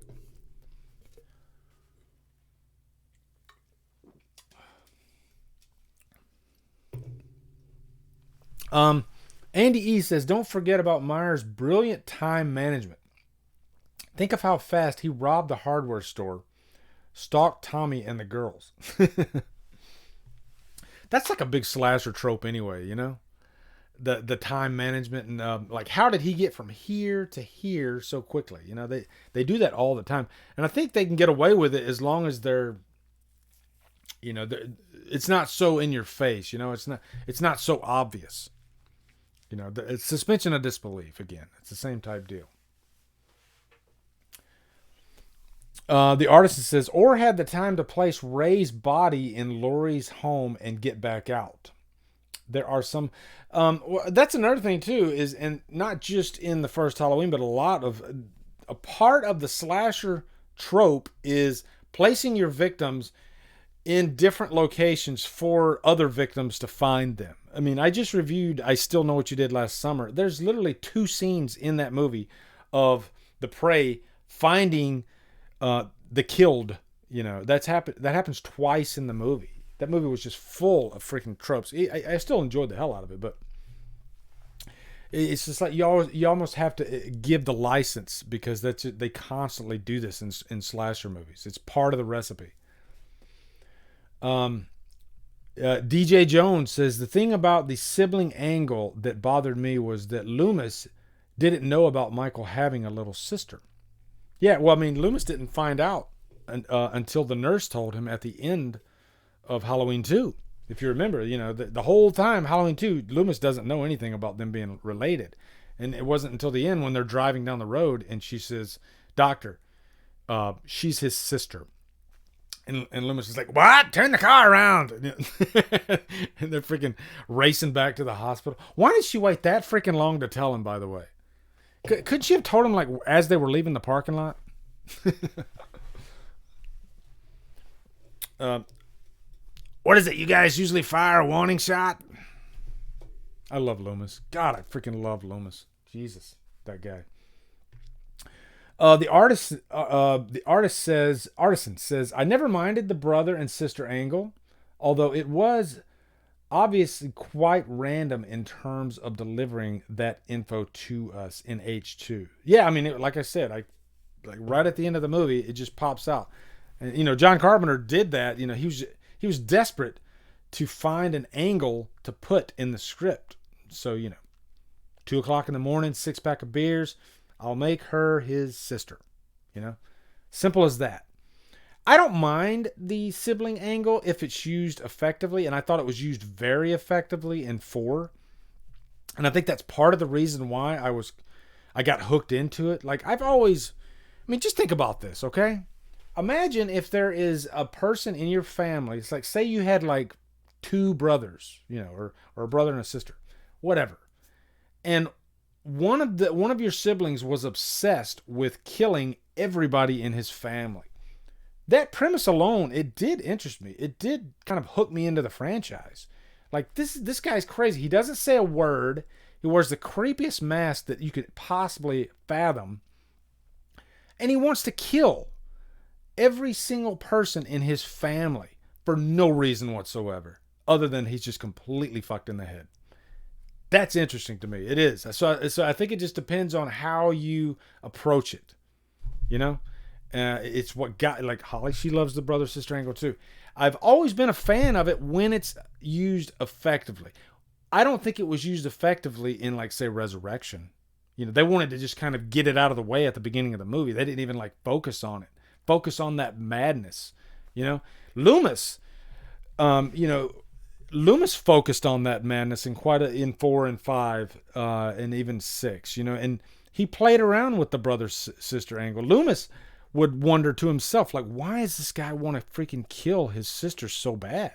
What is it about? I mean, Loomis could not understand Myers, and he's probably the one guy that understood him the best. But even then, Loomis could not understand Myers, because Myers is just so freaking out there when you think about the brother-sister angle. So then when you take that away, and it's just a random killer that escapes from a mental ward, let's face it, that's pretty much par for the course when it comes to a generic slasher killer.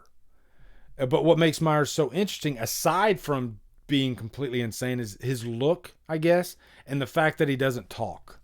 He nails those 2 aspects, so it makes up for the fact that he just kills randomly. So when I'm kind of thinking about it out loud, I kind of prefer the brother-sister angle.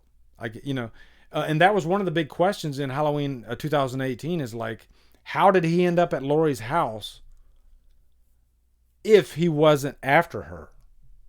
Throughout the whole movie, because she's not related. He just breaks out. So, I mean, there's a lot of questions that could be answered. Good stuff. And you can tell I'm so passionate about this franchise. That's why I'm so passionate about this franchise, is because of the unknown, the mystery. I even said it in my top 10 reasons, or top 10 things the Halloween franchise gets right. One of my answers was the mystery. I like that mystery in the franchise. I like the questions. Why is Myers this way? Why does he want to kill his family? There is this air of mystery in the Halloween franchise that's not in the other franchises. For me, and the other franchises have their own strong suits. Don't get me wrong. Like, Freddy is a really interesting character. And the way he, has these elaborate kill sequences, playing with his victims, I think might be even more interesting than the way Myers does it. But I'm more interested in Myers as a character, a real flesh. And maybe that's part of it too, is like Freddy's in your dreams. And I like that Myers, he's out there. He could be next door to you. Like Freddy can't exist in real life, really. But Myers, he could literally be right next door to you. And that's part of what's really creepy about him, Even like Jason, yes, Jason could exist, but that face that Jason has that looks like this freaking mongoloid, it's less likely, But, Myers, throughout the franchise, watching these movies and never really seeing what's behind the mask, and knowing that what is behind the mask could be just a regular looking face. Like in the first movie, he's a good looking guy. He has this like angelic face. Carpenter did that on purpose. He didn't want Nick Castle's face because he wanted a face that looked this blonde-haired, angelic-looking dude. That made him more creepy. Like, remember back when you watched the first movie, right? When Laurie, she's standing outside in the hallway, and then out of the shadows, Myers comes in, and you know they're fighting, and then she pulls the mask off. Did that not scare the holy living fuck out of you guys when his mask came off, and for a second, like his eye looked like it was kind of deranged, but yeah, he was like this handsome looking guy. It was creepy. It was really creepy, and that was the last thing that I expected Myers to look like when that mask came off. So that's part the mystery. It's always been a part of the allure of the franchise. T. Parker Evans, the doctor drove Michael and Allison for a reunion to Laurie's house, and Michael saw Allison run into the woods, so he followed. Okay, I see what you're saying. So he kind of like haphazardly ended up at Laurie's. So to me, I think it's more interesting that he's on a mission to find Laurie just because she's his sister and he wants to kill her. You know, there's pros and cons to both. I guess both angles. You know, there's pros to having a guy that just no reason whatsoever. He just wants to kill. But it's all about how it's directed. It's all about how you approach it. You know, all that stuff factors in. Blood Red Skies. He almost had a pig nose, I think. Maybe a little bit. Tony Moran. Yeah. I didn't see the pig nose. I don't know. His eye was messed up because he got stabbed in it. Yes. Yeah, I knew that. For sure.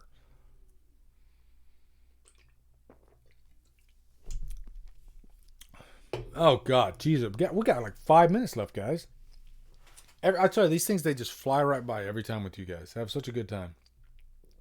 And it was cool that we got to talk Halloween this whole time. It was really fun. Hopefully I'll be here next week. My daughter is moving. And so Wednesday I have to get a U-Haul truck and I have to help her move. And it's going to be a process. So I don't know if I'll be streaming next Thursday night. It's all going to depend on how much we get done with my daughter. So I don't know if that means I'll have to cancel next Thursday and just skip the week, or maybe I just push it back a couple days to the weekend. I don't know. We'll have to see. So I'm still trying to figure that out. But what do you guys got planned for the week? You know, did you watch anything good this week? I want to know more about you guys. Okay, I want to know more about Sam. You know, I've been watching. We just finished our Game of Thrones run, and the next run I wanted to do, I asked the wife. I was like, "Hey, you want to go through the Hobbit and the Lord of the Rings, because we do Lord of the Rings every year, but we don't really add the Hobbit in there. I prefer the Lord of the Rings, but I thought, you know what, maybe we should just do the whole run. Start with the Hobbit and just go through the whole thing, all 6 movies." So. That's what we're doing, and we literally just finished up The Hobbit, the extended edition, because I'm doing extendeds all the way for all these movies. And right after this, we're going to throw in Desolation of Smaug. Smaug. I like saying that. Smaug. Do you guys like the Hobbit movies at all? Because nobody ever talks about the Hobbit movies. They always talk about Lord of the Rings. But watching the extended editions, I dig them. I still think they're kind of fun. They're not as good as Lord of the Rings, but I really like Desolation of Smaug, actually. That one's really good. So I'm looking forward to jumping into that one. Use Halloween Kills Master Thread. Thank you very much, Erica. That's a problem we've been having. As soon as this news came out, in Killer Flicks, like everybody was just freaking flooding the thread with, there's a new teaser out. Have you seen it? You know? So we have a master thread. It's been there since Halloween Kills was even announced.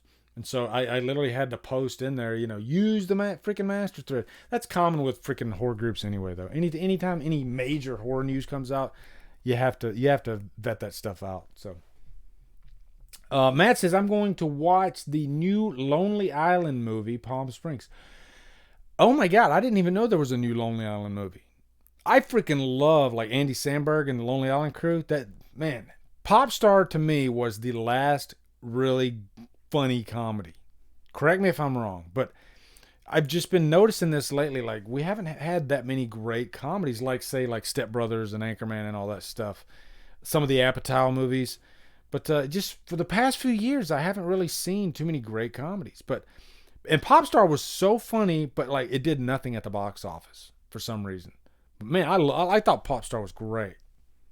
Like, to give you an example, like there's a funny scene in Popstar where it's definitely raunchy comedy, okay? But he likes to freaking vlog to his audience, you know? He's kind of like a Justin Timberlake type character, you know? I'm not saying Justin Timberlake's like this, but he likes to like vlog to his audience. So he literally vlogs to his audience like right after he masturbates. He's like, "What's up, guys? Just jacked it." He's just like talking to his audience. It's fucking great. But Popstar is hilarious. Watch Popstar if you haven't. I know a lot of you have it because nobody talks about Popstar, but it's so freaking funny. It's kind of like a Spinal Tap for the pop music world, you know? Spinal Tap poked fun at the rock and metal world. Popstar pokes fun at the pop world and how ridiculous it is. It's so funny. So there's your assignment. Watch freaking Popstar. It's great. Thank you for bringing that to my attention, Matt. Yeah. I feel like I want to watch Popstar now. Dave, Super Chat, Lee, can you imagine if Halloween 1978 had the perfect real autumn atmosphere and shot in the fall with the wind and rain and leaves everywhere? For like Ween 4 reference. I'm thinking you're talking about like Halloween 4, like, because Halloween 4 has like perfect fall atmosphere, which I'm thinking they probably shot Halloween 4 in the fall. It just looks like they shot it in the fall. But yeah, you're definitely onto something there, because when you watch the daylight scenes in Halloween, I mean, it's clearly like sunny as can be. You know, and John Carpenter, they did the best they could to try to capture the fall atmosphere, but it doesn't get in the way of the movie for me at all. I think I still love it. And there's a couple scenes too, continuity-wise, where like Laurie's walking down the street, and then like in the next scene, you can tell it had just rained. Like if you look at the concrete on the ground, it's like completely wet. And the scene before it, it's sunny and dry. So there's a few moments like that. And I guess that's just a testament to how great of a director Carpenter was, because he was so good of a director that he made you not even really notice that stuff, you know, until you've watched it like umpteen times. Lee, check out Aries on Netflix. Very Suspiria-like. Oh, you had me at Suspiria. I'll definitely check that out. Aries. I'll have to add that to my watch list, because I haven't really like I like venture into different streaming platforms, and once I'm like locked into one of them, I'll stay with it for a while. And I haven't been watching too much Netflix lately, because it seems like Netflix, they have good stuff, and it's just like a bunch of crap. So you have to kind of find the good stuff, if there is any. So yeah. Bobby Williams, thank you. Halloween in the snow needs to happen. I mean, because it could snow in the freaking fall in Haddonfield, right? In October. I definitely... now, there was Halloween in the snow. There was a scene of snow in the Halloween franchise. Can you guys tell me what it was? That's a trivia question for you guys. And I can tell you behind the scenes for Halloween 6, and that's not the answer, but behind the scenes, Halloween 6, it snowed like crazy. And they literally had to come in and basically use warm water to get rid of all the snow for the shots. But there's a scene of snow in one of the Halloween movies. Can you guys tell me which one it is? Go ahead. Did somebody mention Pieces? Liked Pieces more than Torso. I haven't seen Torso yet, but I freaking love Pieces. Man, I love Pieces. Snows in October here. You know, I lived in Colorado for a couple years, and we definitely got a lot of snow. That's it, Holly. Rob Zombie's Halloween 2. Beginning of the movie when she's I actually no, was it 2 or was it 1? No. It's not, and I think I just gave it away. It's when young Myers is in Smith's Grove, and you hear like a Christmas song. It's like Weather Outside, and you see like Deborah Myers like walking by to visit young Myers, and there's snow on the ground. It's the only shot, I think, of the franchise that you actually see snow on the ground.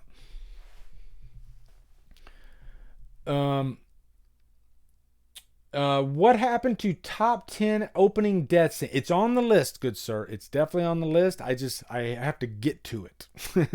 I usually can, if if there's just one of me and not two of me, I can usually get 3 videos out a week. The videos that I like to try to get out, where I have to put a lot of work into them. I wish I could put out a video a day. I can't. It's pretty much impossible. So, and I'm pretty spontaneous too. So when I get done with like 3 videos, because how I work is Sundays I record, and I usually try to record 3 videos. So I have to think of what 3 videos, I got to make it count. What 3 videos do I want to put out this week that are going to take me a lot of fucking time? So, and I have a list in my phone of all the requests that you guys give me, but unfortunately I can't get to all of them in time. It's hard. So usually 3 videos a week, maybe 4 if I'm lucky. If I'm doing a trailer reaction, I can get that done in like that Halloween Kills little teaser trailer reaction. I threw that thing together in like an hour. Those are quick and easy to do. And funny enough, that gets double the views. You can't, I mean, that's YouTube for you. But that's because it's new. But for catalog reviews, for top tens, it takes me a while. It takes me a while to get those edited. Time for an ice cold one with Drumdums. Yeah, that's it, man. I really had a good time hanging with you guys tonight. I hope you guys stay safe. Like I said, keep wearing that mask. We want Halloween Kills to open next October, okay? And it's up to us to make that happen, all right? I mean that. So, and I know it's a silly movie, but to me, to you, it's important. We love the Halloween franchise. So I want Halloween Kills to come out, okay? So anyway, guys, this is where I bid you farewell and adieu. And I'm thinking of Quint from Jaws. But anyway, I hope you guys stay safe out there. Love you guys. Take care. And stay classy, San Diego.